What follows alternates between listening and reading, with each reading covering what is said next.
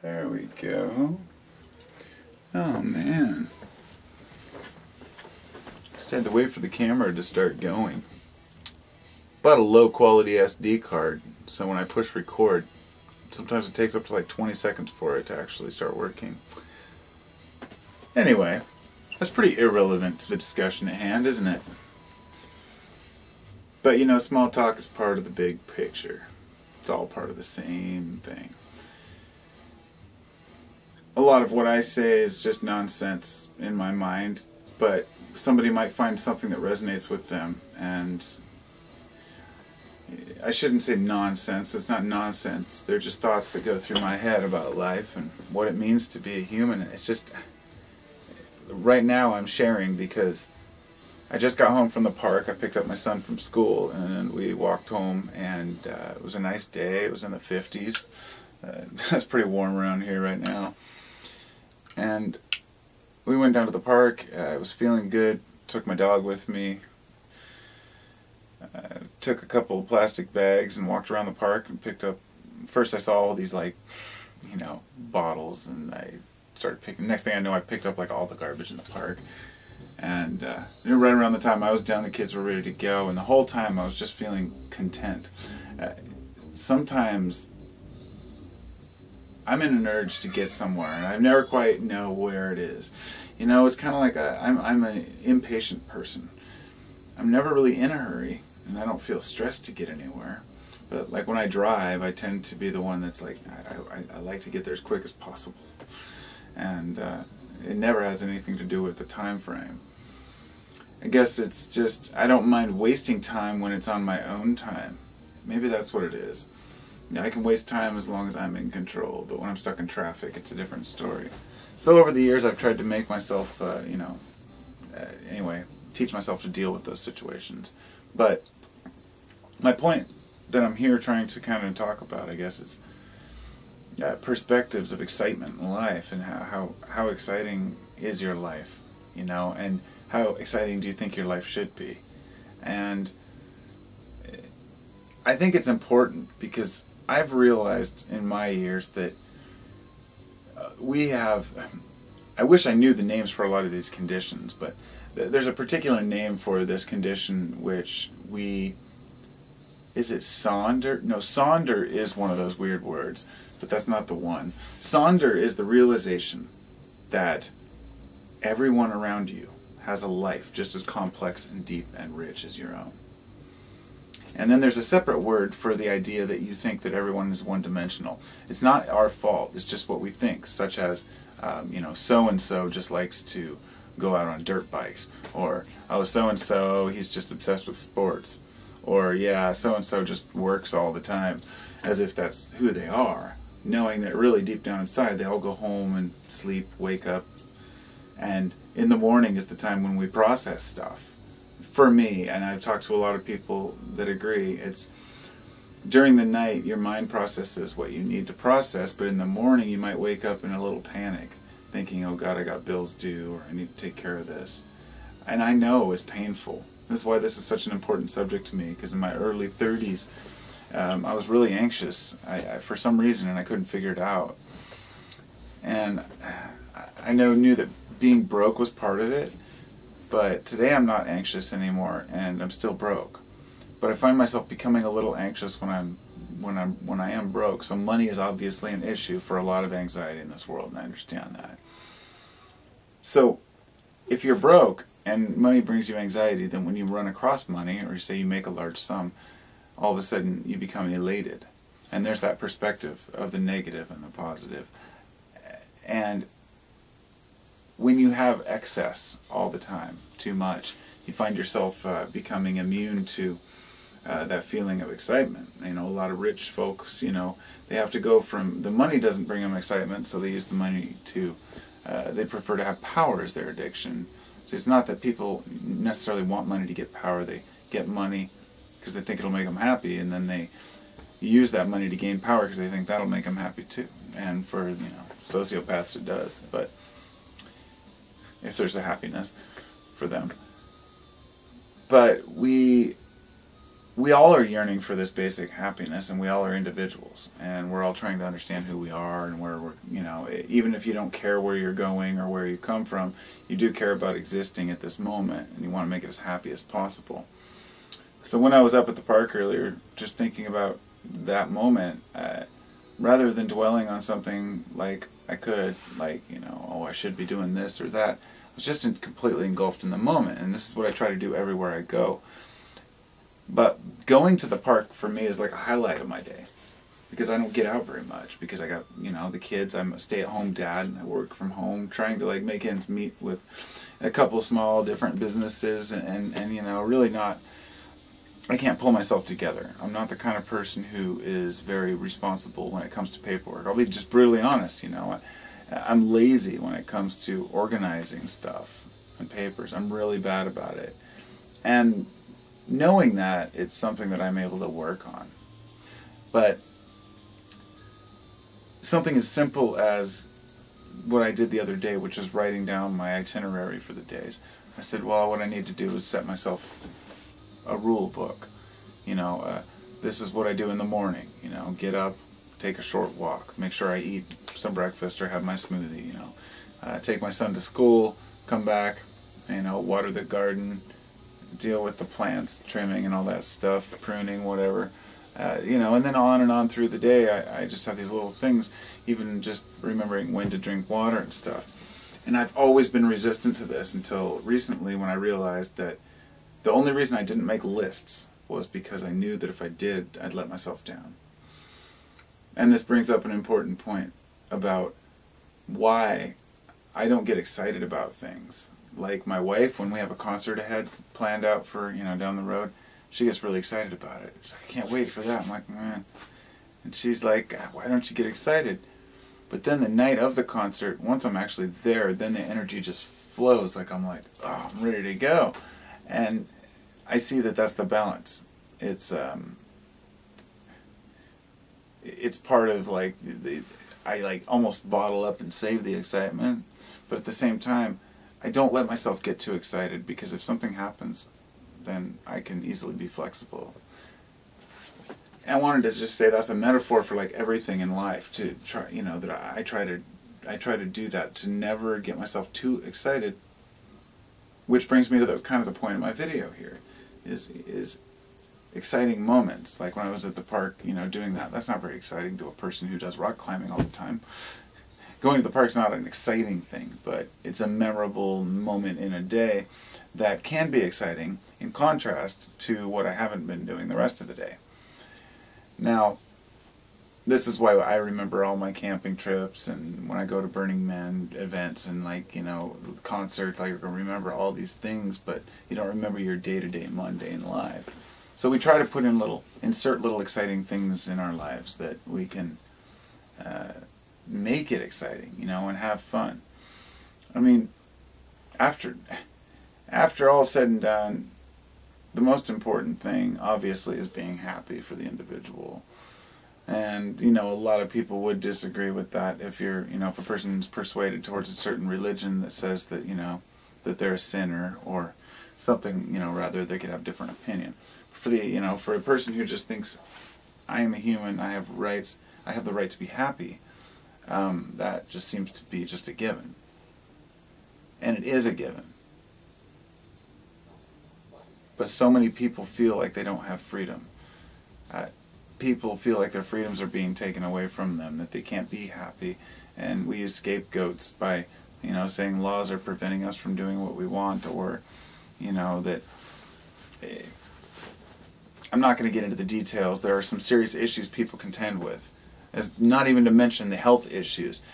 For example, you can tell a person to be happy all day long, but if they've got extreme sciatic pain, like I did for fucking 5 years, excuse my language, you'll do anything.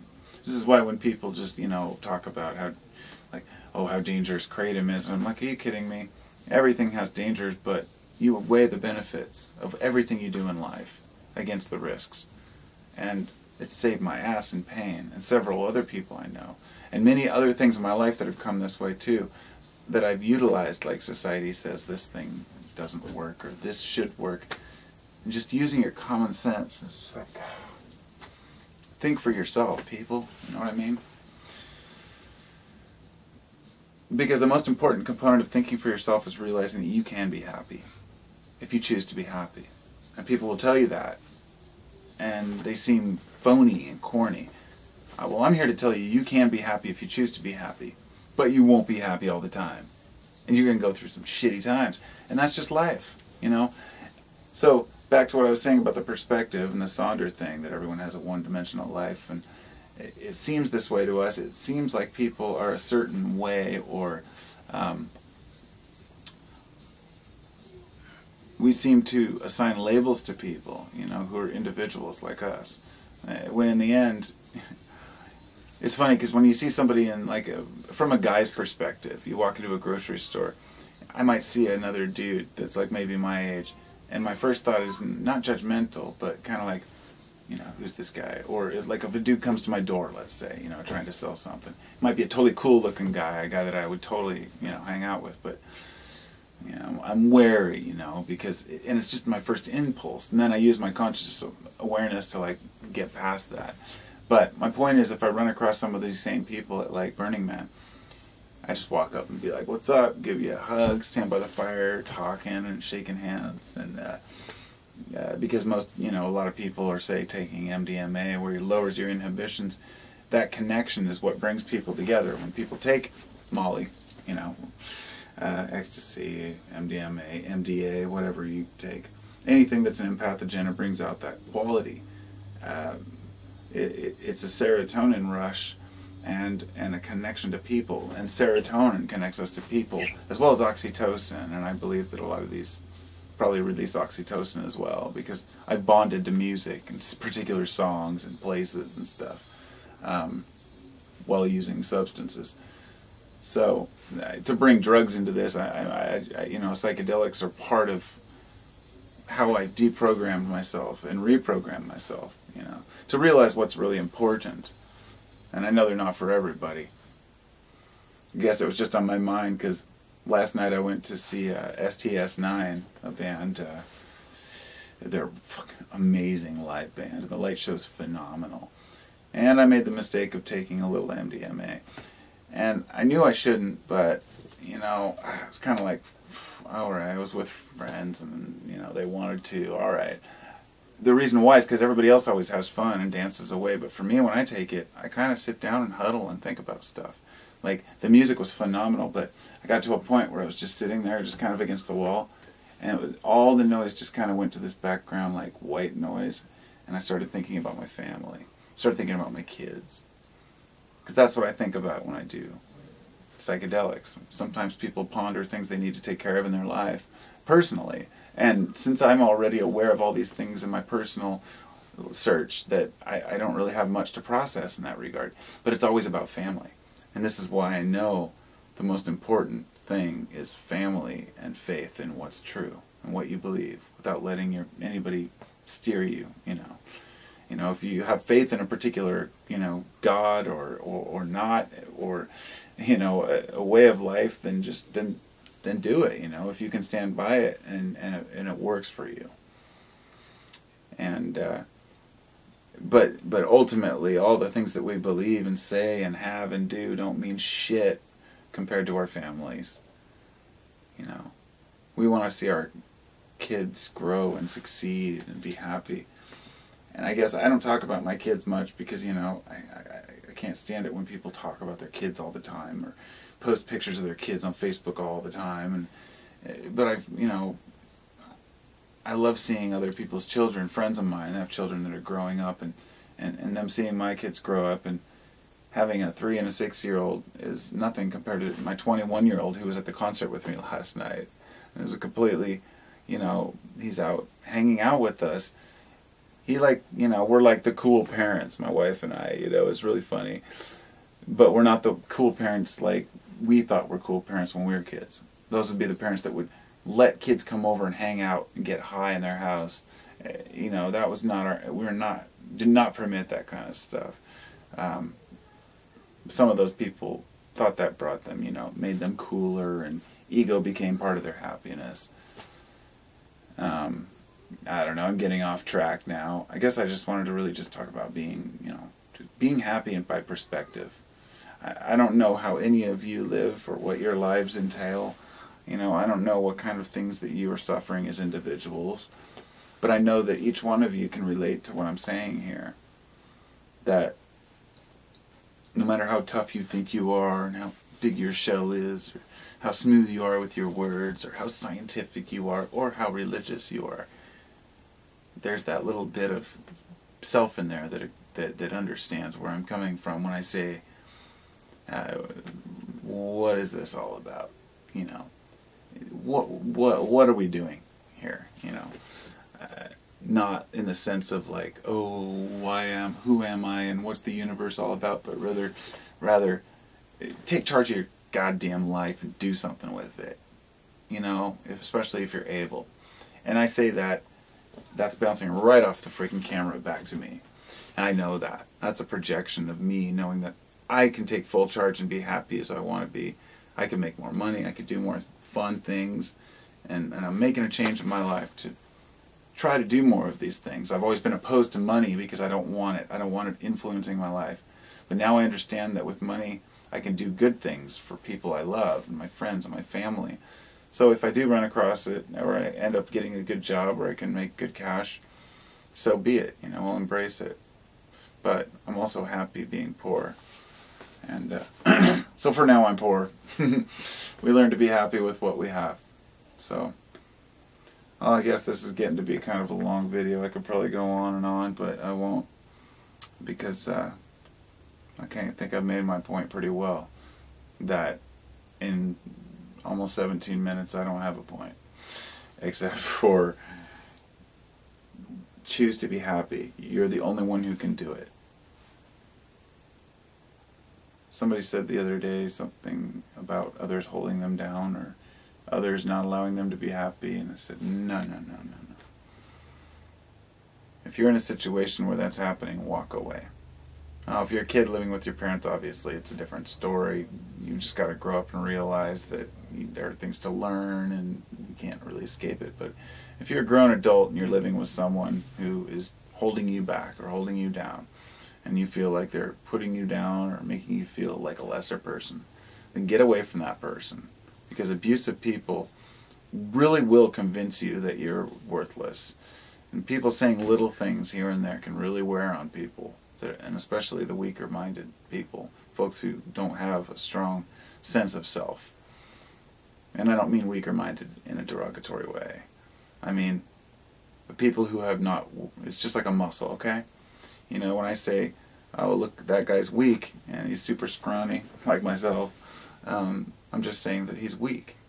It's true. And when you say somebody's weak-minded, it just means they haven't developed or coordinated those muscles to where they can think clearly, concisely, quick, be able to jump on a dime and understand and say what they mean. And I know how it must feel for people who can't keep up in a conversation, because I've discussed with a lot of people who get frustrated because they don't have the words to express themselves or the knowledge to even discuss some of the subjects at hand, so they'll get upset.